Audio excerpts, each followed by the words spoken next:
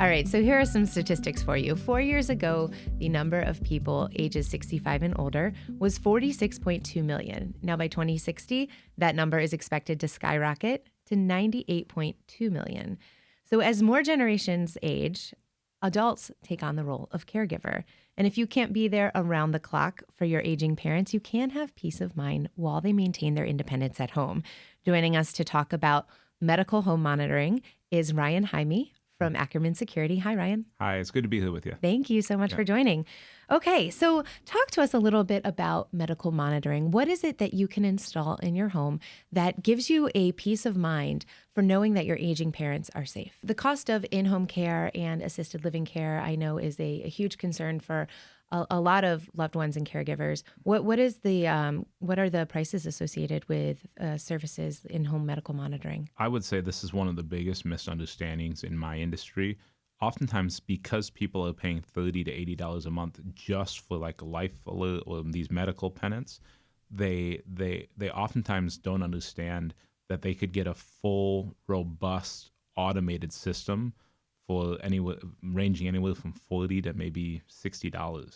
And when I say a full, robust system, I'm talking about covering, not only covering the medical pennant around the neck, a medical pennant in the bathroom, an emergency medical pennant that connects right into a live operator that then can dispatch for medical emergencies. Well, I'm not just saying covering those things.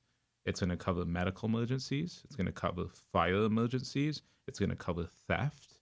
It's going to cover glass breaks and windows and doors, indoor cameras and outdoor cameras. And all of that can be done ranging anywhere from $50 to $75. And the next obvious question would be, well, 50 to 75, that's not all bad for all of that. And the answer is no, it's pretty simple.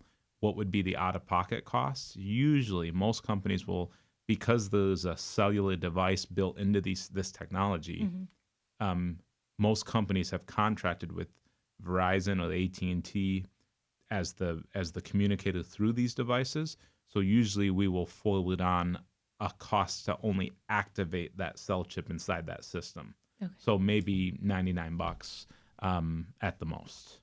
So in most cases, they because they are only charging from $40 to $70, they may ask that they verify home ownership, and they may ask that they verify a credit score to make sure that the cost of that equipment is going to be paid over time. Right. So comparatively pretty affordable.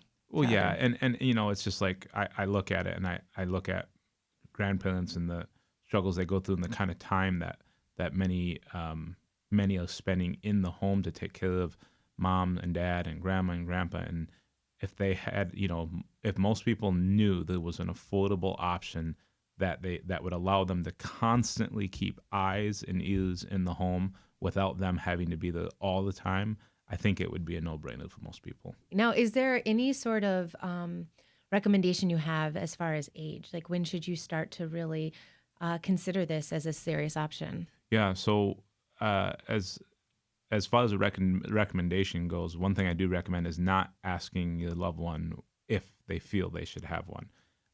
I've seen that most people that I've dealt with, and I've set up thousands of these in my life. Most people I've dealt with never feel like they need these devices, and it's quite actually at times it's even offensive if I recommend it to them. Well, have you considered? So a lot of times what I'll ask is I tell people to be very sensitive in talking to their loved ones. I tell them to ask them, are there any medical conditions that I'm unaware of? Now, usually you're going to be aware of what some of those medical conditions, but rather than telling them, it's better to ask them and get them to express some of their own personal concerns. My grandfather, he got Parkinson's, and at a certain point, I think we looked at having a medical button for him, and it was something that was discussed.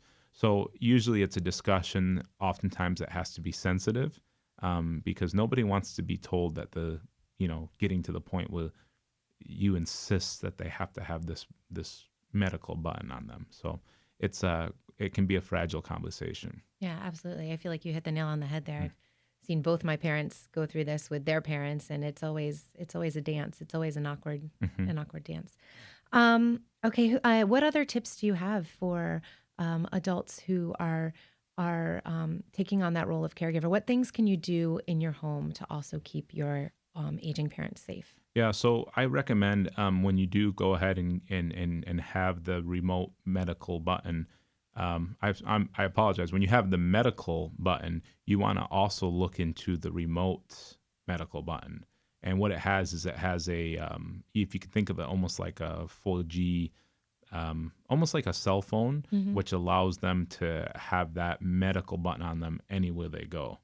And there's several different companies that do it, but it enables you to have the medical button, but remotely. So even when they're out walking the dogs, if they're still driving, things of that nature, that's a really big deal.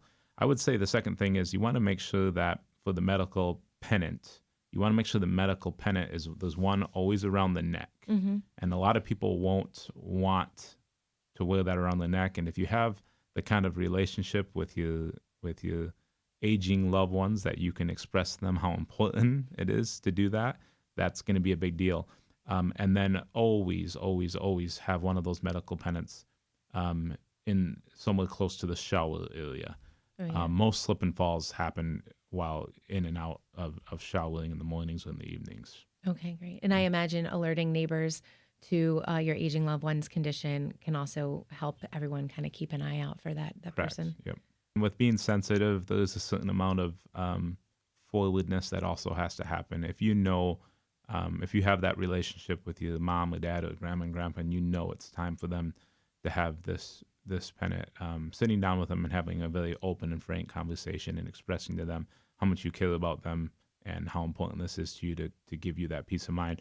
Another thing is because you instead of just paying for the medical pennant, it is best to tie it into an alarm system, okay? And that way, if there is an emergency, there's also a two way voice built into the system. So if they fall and they can still speak, a lot of times that two-way voice will reach out into the home. It's if you think of it like almost like OnStar Mm-hmm. for the home, Mm-hmm. they'll reach out into the home, and if they don't get any response, then they'll dispatch authorities. And then you, as a grandson, a granddaughter, or a son or daughter of these aging loved ones, if you have remote access to that system, regardless of where you're at, you may get a text or a notification letting you know that, hey, there has been an emergency or an accident, and um, you need to follow up with them right away. So that's an additional tip, I would say. Great. Ryan, thank you so much for all this advice. Thank you.